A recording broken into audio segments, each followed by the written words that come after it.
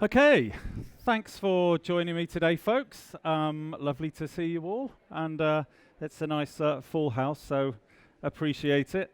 Okay, so what we're going to be exploring today is how soft skills, critical behaviours, values, and characteristics that your people demonstrate, they're now measurable and tangible in modern learning platform technology.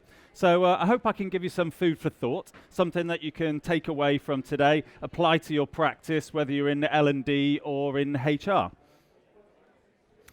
So first of all, what are soft skills?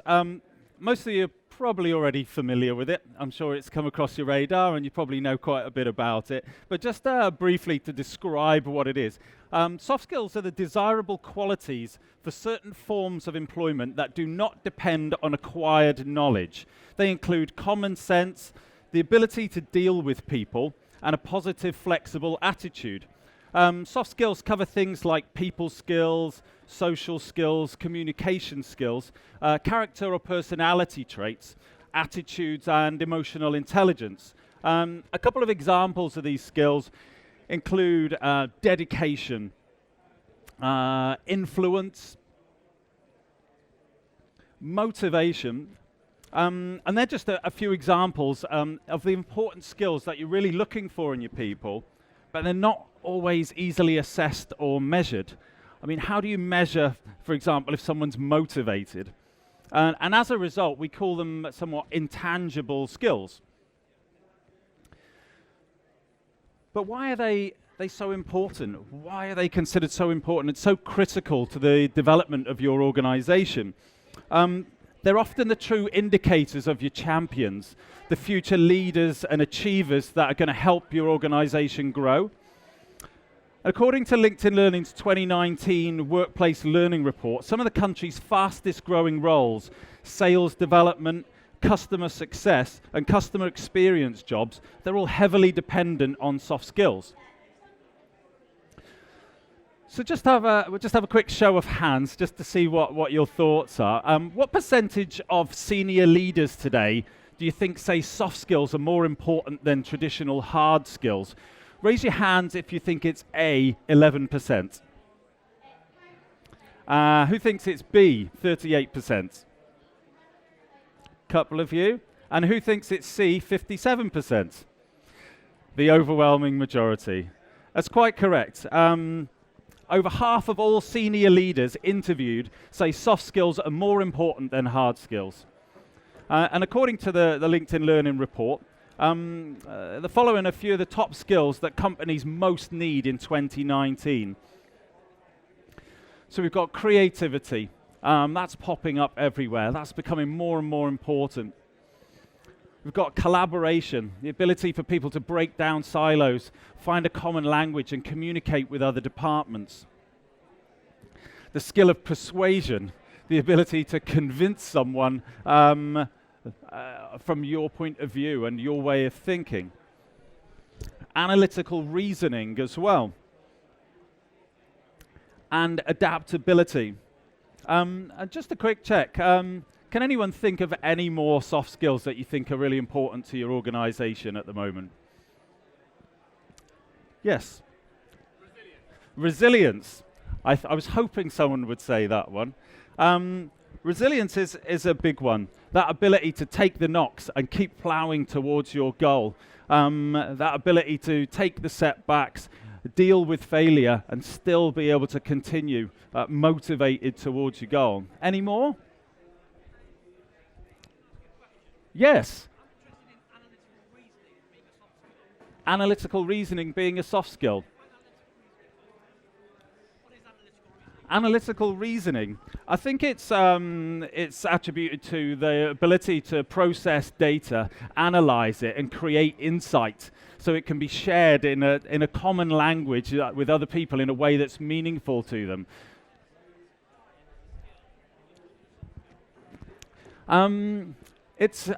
Soft skills can be acquired.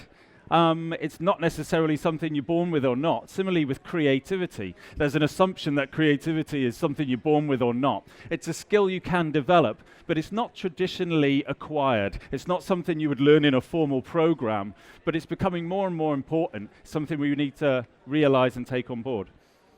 Okay, any others before we move on?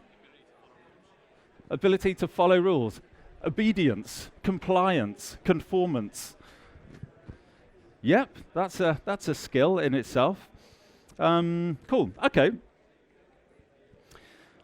So I guess on to how do we usually identify and assess these soft skills? How do we observe them? How do we monitor them, incentivize them?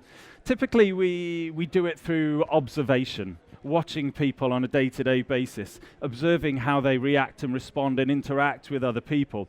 You do it through peer review as well. You discuss with other people who work with them and get their feedback. Maybe one-to-one coaching sessions. You get to understand a bit more about people. And appraisals are an opportunity. But as we're moving forward and becoming more dependent on software to support our L&D activities and our HR activities, the challenge is, how can we measure soft skills remotely in a modern digital environment?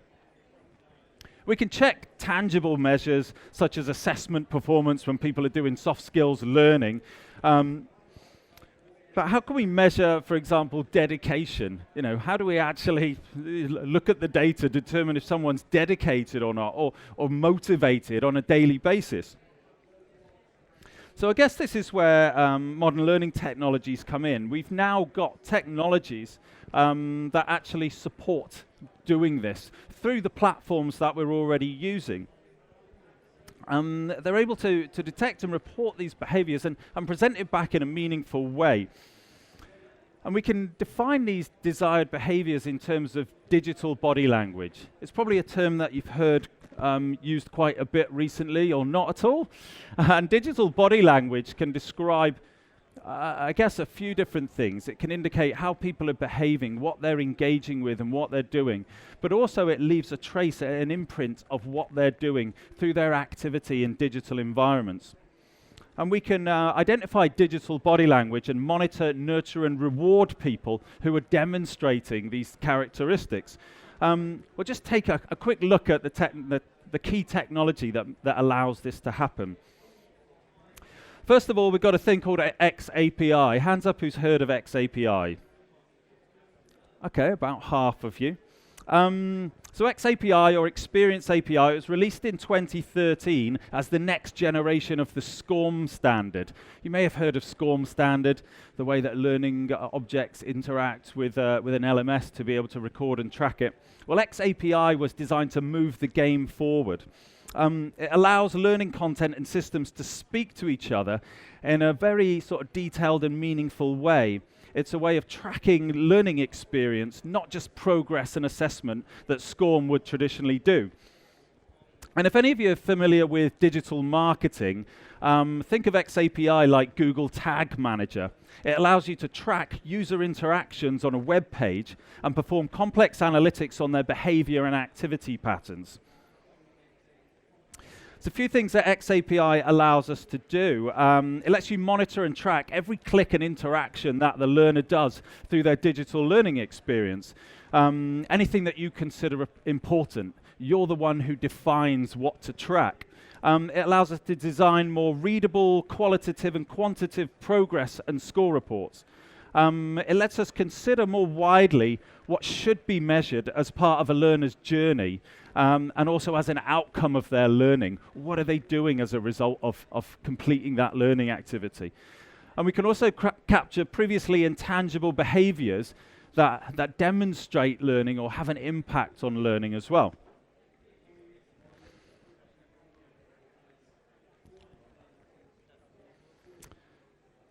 Okay. The next bit of essential tech for monitoring soft skills is the LRS, or the Learner Record Store. It's in effect the database that stores all the XAPI data. Like Google Analytics does the reporting of website behavior, the LRS is where all the learner interactions are recorded. It allows you to run queries on the data and run reports to identify the patterns of behavior that you're looking for. And an LRS can sit externally to your LMS as well. It doesn't have to be housed inside it as the proprietary data storage unit. An LRS can operate independently, and it can also pull data in from various different applications. It can pull it in from your LMS, it can pull it in from your HR system, it can pull it in from your CRM, or things like Salesforce. Anywhere where you're tracking learner interactions, you can report that back into the LRS. It gives you a great big data pool to run the analytics on. So we've got the XAPI, the language for recording learner interactions, and the LRS, which is the data storage to house it all. So we put our XAPI hooks in. We've got our LRS to store the data. What next? We need to be able to interpret the digital footprint or the body language of our learners and attribute it to these soft skill behaviors that we're looking for in our people. An example of how this is done in the digital marketing realm, I mentioned about using Google Analytics, and it's a really good example. It's a good, it describes the paradigm.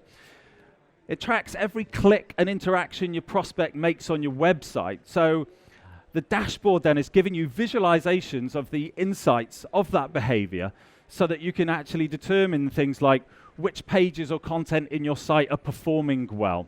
Are your visitors achieving the stated goals? Are they getting to the end point of where you want them to get to? For example, sharing their contact details or requesting a demo of your software. Are your visitors indicating buying signs? For example, viewing product pricing or returning back to your site multiple times to come and find out more information. So there, a website uses digital body language, tells marketers how they're behaving in your website. And it helps inform how you then develop your website, and ergo your learning programs, to encourage the desired behavior. So let's take a look at how we do this in the learning context. That was for digital marketers. How do we do this in the learning context? Well, our modern learning ecosystems, as they become more immersive and more engaging, allowing things like informal learning, content discovery, social learning, providing communication tools for people to communicate and share best practice with each other, and also fully blended learning experience. So the digital footprint that they leave behind becomes bigger, and their digital body language starts to tell a more meaningful story. People's behavior online becomes more indicative of the behaviors that you would typically observe in real life. People are leaving more of a reflection of their personality and their characteristics online. It's starting to achieve parity with how they behave and conduct themselves in the office in daily life. So you have informal learning, collaboration, social learning, coaching and mentoring, communication tools, content search of these discovery. All of these different ways your learner can interact with your system and leave those precious bits of footprint behind for you to interpret. Let's take, for example, we'll just pick a soft skill, dedication. We mentioned, how do we measure a dedicated person? Okay, let's break it down. So a dedicated person in your digital environment may be someone who, for example, frequently logs in. You set a parameter. What's frequent? Okay, maybe 10 times a day is frequent. So you can set a parameter, someone who logs in 10 times a day. What else are we looking for? So someone who's logging in outside of work hours. Someone who's not just doing their learning in their little designated slot during the work day. They take it home with them. They're wanting to be learning 24/7. That's usually a good indicator. So you can check out of hours logging in. Someone who's completing courses assigned to them promptly. Say, for example, within 2 days of being issued something or firing something up, they've got it done. They're racing through it. Someone who's maybe regularly attending your workshops and classes and booking themselves in. Maybe once every fortnight, they're signing up to do a course or a workshop. Someone who's also maybe going into your informal area and searching your digital library for related resources. They're taking the learner-led journey. They're not just taking the things you've prescribed to them. They're going off and running with it and exploring and looking at related content. And also someone who's pushing towards the end of a pathway. That could be one that you've issued to them or one that they've signed up to themselves. Monitoring their progress. Are they going towards their goals, or are they someone who's got 5 different pathways open and they're about 30% of the way through? Is this a starter finisher? Is this a completer? So we've got that example. What would the report look like? How would you be able to detect that and monitor it? So we've got say an example dashboard here, and it's a table populating in real time. It's the digital body language of learners triggering XAPI statements, which in turn populate the LRS and complete the dashboard insight report. The light green means that the user is in progress. So they are showing the signs of triggering each one of those characteristics you've defined to define a dedicated person. As you can see, Keith and Sarah are forging ahead. They're demonstrating all of the behaviours, and the green blocks, the dark green then shows that they've completed that. So they're well on their way to indicating to you that they're a dedicated person. So it gives us a few options on how we then incentivize our learners to develop and progress these skills. This is telling you, okay, these people are showing signs of being dedicated. How do you get involved in that? What do you actually do? So we've got a couple of choices here, and it's quite interesting. You can either give visibility to the learner of that pathway, the thing that they need to complete to develop that skill. And this is known as signposting. Or you could also use these tools covertly and track if people are demonstrating these behaviours unprompted. And this is known as the hidden curriculum. And each has their advantages and disadvantages. For example, signposting can incentivize gaming of the system. If people know I've got to do this and log in 10 times, and then I've got to go in there and complete that within 2 days, they can take advantage of that.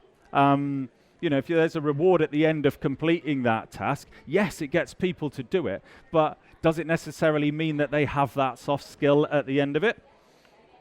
The hidden curriculum approach lets you discreetly observe people's behavior unbeknownst to them. Thus, you can choose how you want to reward or incentivize that progress towards that goal. So you have a couple of decisions to make there about how you actually apply it, depending on what you want as the outcome.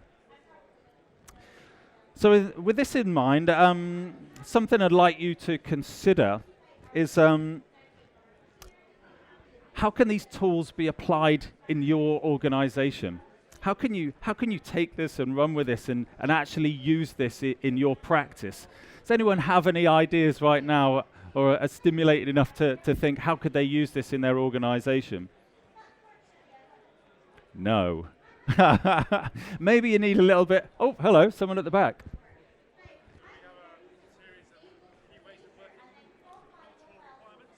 Yeah. Yeah.